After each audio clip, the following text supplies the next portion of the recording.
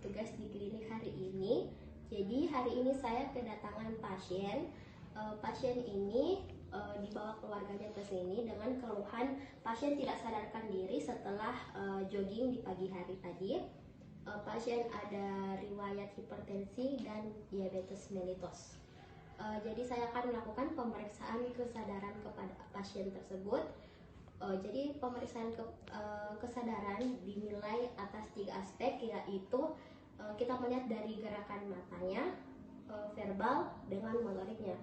Pertama kita melihat dulu gerakan matanya. Jadi total poin untuk gerakan mata itu ada 4. Jadi 4 itu kita berikan ketika pasien membuka matanya secara spontan. 3 kalau pasien membuka matanya saat kita berikan rangsang suara seperti memanggil namanya. 2 ketika pasien membuka matanya saat kita memberikannya rangsang nyeri seperti memberi rangsang nyeri di kukunya. Dan 1 pasien tidak merespon sama sekali. Kita lihat bagaimana kesadarannya. Kita lihat dulu dari mata. Bapak bisa buka mata.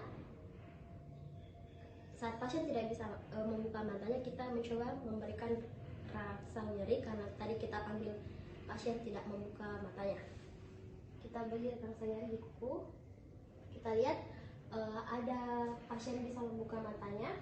Selanjutnya kita nilai verbalnya. Jadi untuk verbal kita ada 5 poin maksimalnya.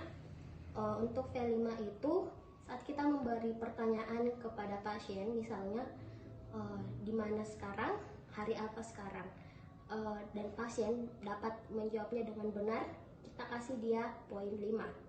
Tapi saat kita bertanya tapi pasien malah kebingungan, kita kasih poinnya 4. Saat kita memberi pertanyaan tapi pasien menjawab tapi pasien tidak jawabannya tidak nyambung, kita beri poin 3. Saat kita beri pertanyaan tapi pasien hanya bisa mengerang, kita kasih poin 2. Dan saat kita bertanya tapi pasien tidak mampu menjawab atau merespon, kita beri nilai 1. Baik, Bapak tahu sekarang Bapak ada di mana? Baik, pasien tidak tahu. Kita beri dia nilai V2. V5. V4. Setelah itu untuk motoriknya kita minta pasien. Jadi nilainya itu ada totalnya ada 6. Yang 6 itu ketika kita memberi instruksi kepada pasien, misalnya untuk mengangkat tangan, terus pasien mengikutinya dengan baik, berarti kita kasih poin 6. Terus ketika M5 ketika pasien dapat melokalisir rasa nyeri. M4 ketika ada gerakan menghindar saat kita gerakan menghindar dari pasien saat akan diberi rasa nyeri. M3 ada refleks fleksi dari pasien saat kita beri rasa nyeri. M2 ada refleks ekstensi dari pasien saat kita beri rasa nyeri, dan M1 tidak merespon sama sekali. Selanjutnya kita coba menilai bagaimana motorik dari pasien tersebut. Bapak bisa angkat tangan kanannya. Baik, turunkan lagi. Bisa angkat tangan kirinya. Baik, turunkan lagi, Pak.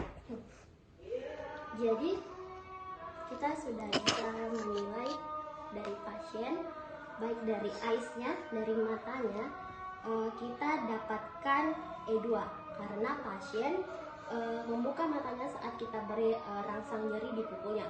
Terus untuk verbalnya kita beri V4, di mana pasien saat kita beri pertanyaan, pasien tidak dapat menjawab pertanyaannya. Terus untuk motoriknya kita beri M6 karena pasien masih bisa mengikuti semua instruksi yang kita suruhkan. Baik, setelah pemeriksaan ini saya mendiagnosis pasien ini dengan DM tipe 1 karena ada riwayat suntik insulin dari awal anamnesis yang saya lakukan sebelumnya, dan dengan diagnosis banding itu ketoasidos diabetik dan Hong.